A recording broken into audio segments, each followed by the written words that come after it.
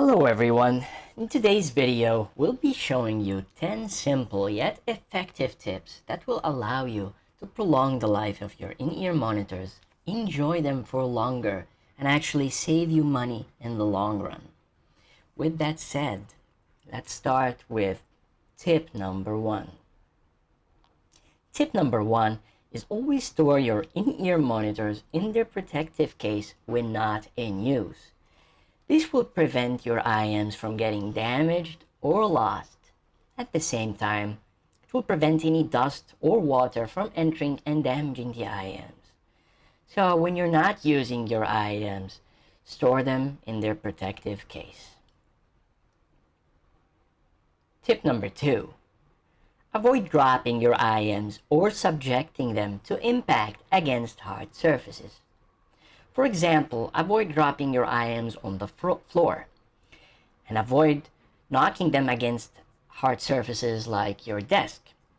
Instead, try to use the protective case for storage or put them gently on a soft surface. Tip number 3.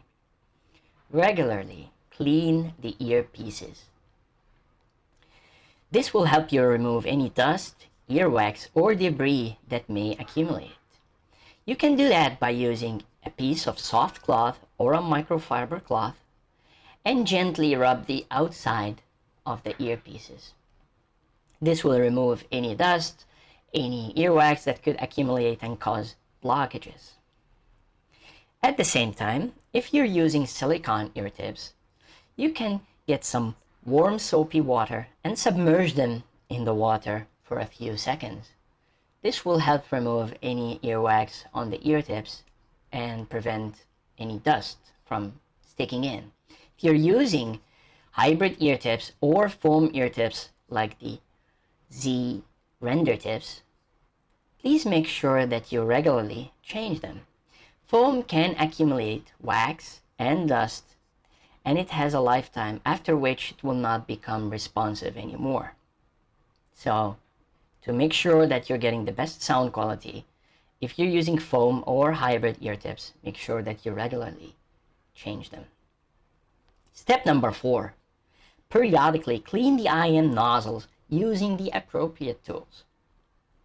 As you can see here, we're using a soft brush that came with this IEM, and you can use that soft brush to first of all gently turn the IEM upside down and clean any dust on the surface. Why do we turn it upside down like that? Because we don't want any wax to get inside the IEM. We want any earwax to drop following the direction of gravity. So here in this video, we're just showing you what it looks like, but always make sure to have the nozzle facing the floor downwards. After you clean on the outside, you can use the other end of the brush, like so, to remove any hard wax that could block the nozzle. Again, please make sure that you're doing that upside down, making sure that the nozzle is facing the floor. This will remove any blockages that could affect the sound quality. So, regularly clean them using the appropriate tools. Step number 5. Prevent any water from entering the IEMs. Remember, your IEMs contains very sensitive drivers and sometimes even crossover board and small PCBs. All these electrical equipments inside your IEMs could get damaged from water. We all know water causes electrical damage. So always make sure to avoid any water from entering inside the IEM.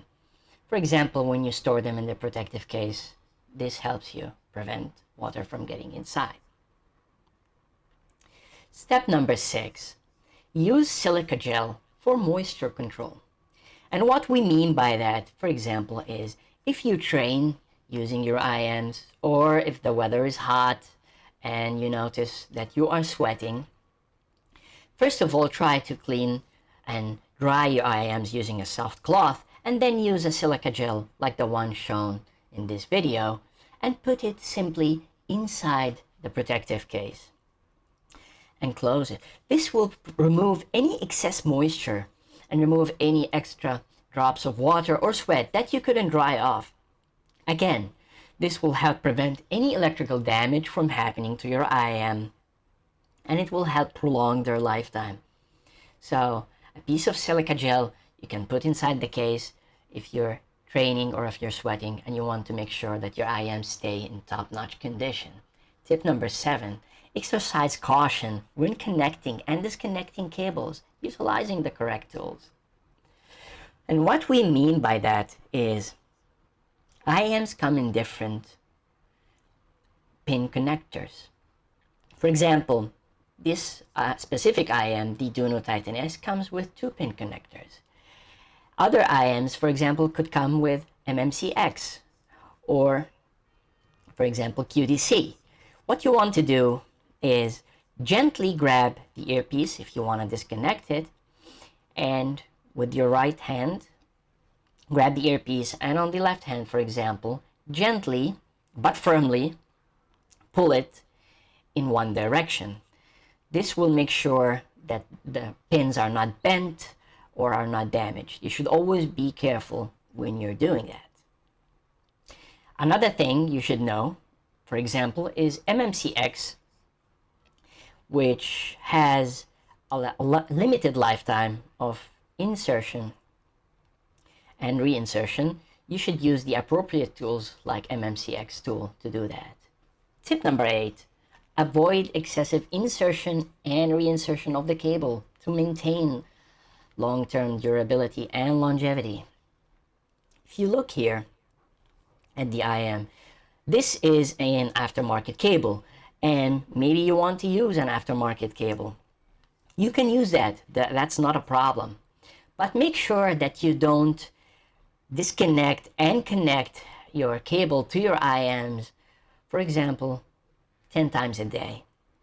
There is no problem if you do that many times, but over the long run, this could make the sockets get wider, get looser, and with some connectors like MMCX, they could cause disconnections, sound quality problems. So if you want to use another cable, or if you want to try different cables, know that there is no problem in doing that.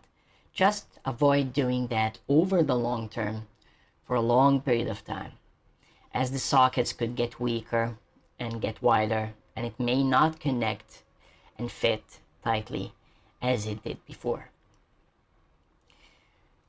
Tip number 9, when storing, loosely coil the IEM cable.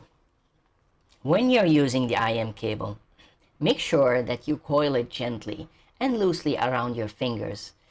This will help provide stress relief for the connector and for the pins of the IEM itself. And if you have a piece of Velcro strap, like the one shown right here, make sure that you wrap it around the cable to make sure that it stays in shape and prevent any kinks or tangles that could happen to the cable. Tip number 10, ensure your audio device is set to a low volume before connecting your IEMs. What we mean is, IEMs are very sensitive.